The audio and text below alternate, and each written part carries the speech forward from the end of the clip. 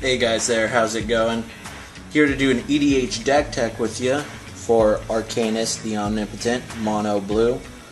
Ancestral Recall on a stick, pretty much. It's like the best guy ever. Anyway, let's get on with the boring stuff. We have 22 basic islands to start us off with. And then, as I go along with the lands and the spells and creatures and whatnot, I'm not going to go into too much detail because, well, if you're into EDH, I kind of expect you, and you're an experienced player, I kind of expect you to know what these cards are, and you can always research them on the internet. I'm going to leave a list in the description of the video for you to look up if you don't totally understand what a card is. And here we go. We start off with Academy Ruins. I have an artifact sub-theme in my deck, so it's super synergistic, and it's just a good card all around. Reliquary Tower, because having an infinite hand size is always awesome. Strip Mine, because land destruction. Temple of the False God.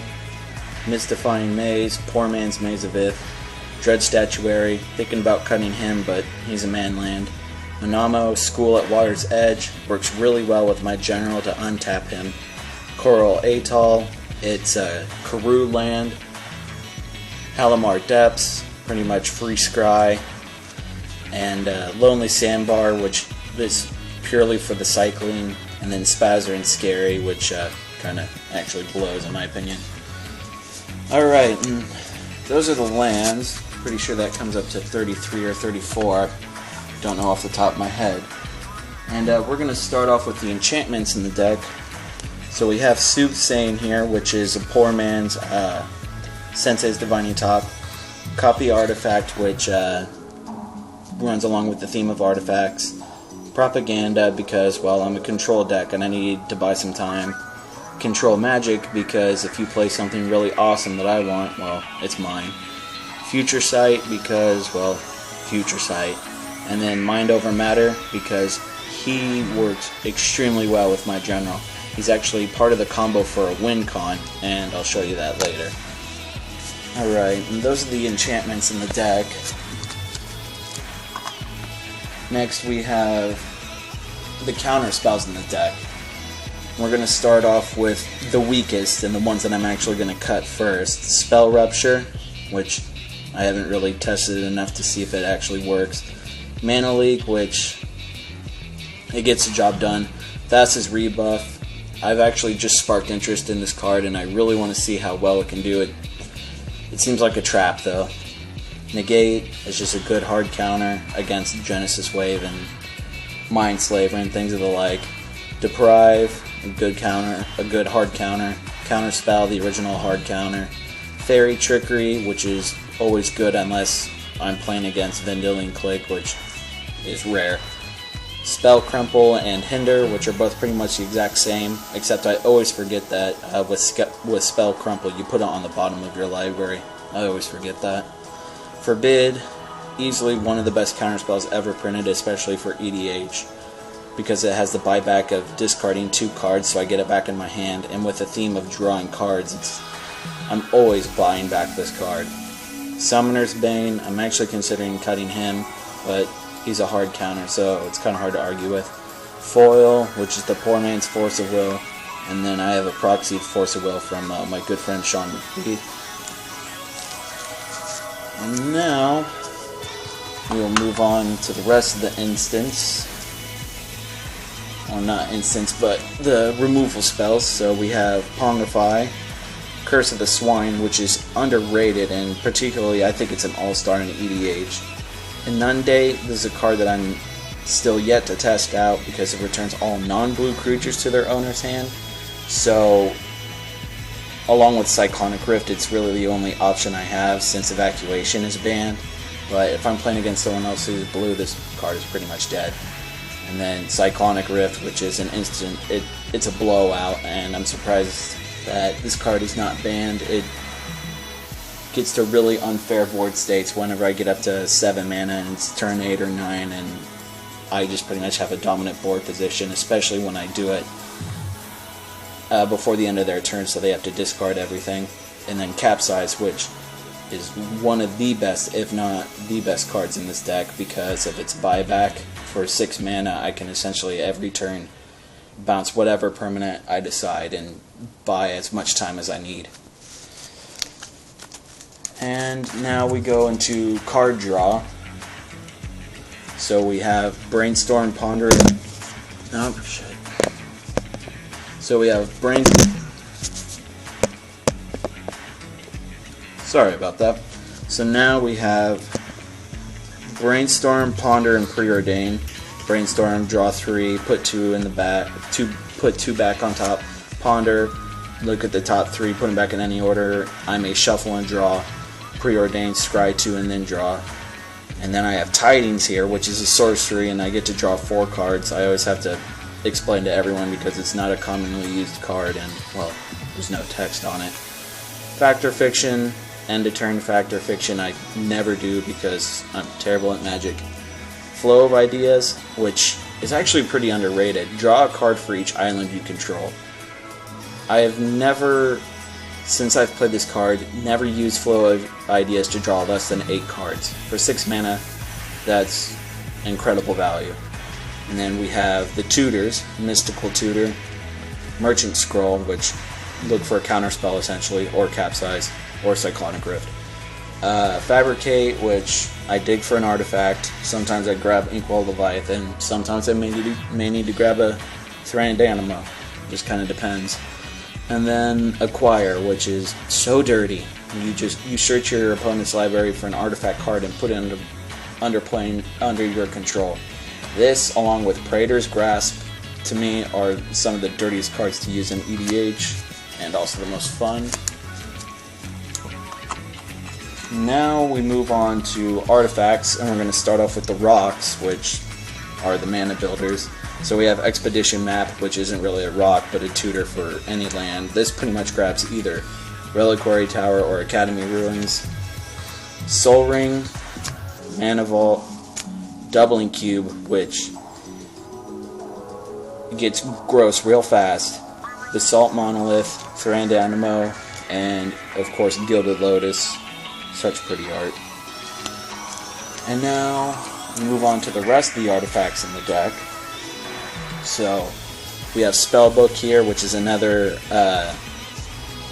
card that lets you have an infinite hand size just in case I can't find my Reliquary Tower. Voltaic Key, which goes in hand with every single artifact I have in the deck. Crystal Shard, which since I'm playing blue, it becomes Bounce Engine, especially with Voltaic Key. Crawl Space, because it's pretty much a second propaganda. Nevinyrral's Disc, because I need a board wipe in this deck, and I just really don't like Oblivion Stone. And then we have Mindslaver, which is one of the pieces of the combo in this deck. This works with Academy Ruins to Slaver lock them and pretty much steal their turns for the rest of the game. It's dirty, but it's blue, I might as well use it. And now we have the creatures, which is the last part of the deck tech. So we have a Mind Shrieker, which is seriously underrated. It's a 1/1 for 1 and a blue, flying, and it has an activated ability of 2 colorless. Target player puts the top card of his or her library into his or her graveyard. Mind Shrieker gets +X until end of turn, where X is that card's converted mana cost. Now in EDH, everyone loves playing big spells. So when you swing in with this guy, and you use his activated ability, most of the time this guy will become a 5/5, a 6/6, a 7/7, and he ends games by his own. Voidstalker, to deal with generals that I don't like at all, pretty much tucks them for 2 blue and tap. You put him and a target creature on top of their owner's libraries and then shuffle them into their libraries. This is to deal with generals that are just really tough to deal with, like Rafiq, Omnath, Memnarch, and the such. Trinket Mage, which is a tutor for pretty much Soul Ring or Expedition Map or whatever I need. Chasm Skulker, he's a new guy. I still have yet to use him, but the main theme of this deck, besides having an artifact sub-theme, is drawing cards. He seems like he could be a powerhouse, and when he has to go, I get an army with him. So, and then he just He's an awesomely designed card in M15. I have to commend Wizards for that. Urtai Wizard Adept, if he lives, which he rarely ever does, he becomes a counterspell on a stick. Laboratory Maniac. Now this is my main win con. I use him with Arcanis the Omnipotent and Mind Over Matter. And with Mind Over Matter, with Arcanis, I infinitely tap and untap him. And then before I deck myself out, I play Laboratory Maniac and I protect him with counterspells. And then I just force myself to draw out. And that's pretty much my main win con and the most fun win con in this game. Jace's Archivist, it's I want to say Wheel of Fortune, but I think I'm wrong. But you just pitch your hand, and the greatest number of cards discarded this way, everyone draws. So it can be a group hug, but it's pretty much if I need to find an answer now, he's the guy. Void Mage Husher. This is a new guy. Everyone's been suggesting that I play with him, and I like what he does. He counters target activated abilities, so he's Stifle, but he's on a creature, and the best part about him is when I play a spell, I may return him to my hand. So if someone plays a Mind Sculptor or any other pesky planeswalker, this is the guy. Kaho Manamo Historian, another very underrated card in EDH. When it enters the battlefield, I can search my library for up to 3 instant cards and remove them from the game and shuffle my library.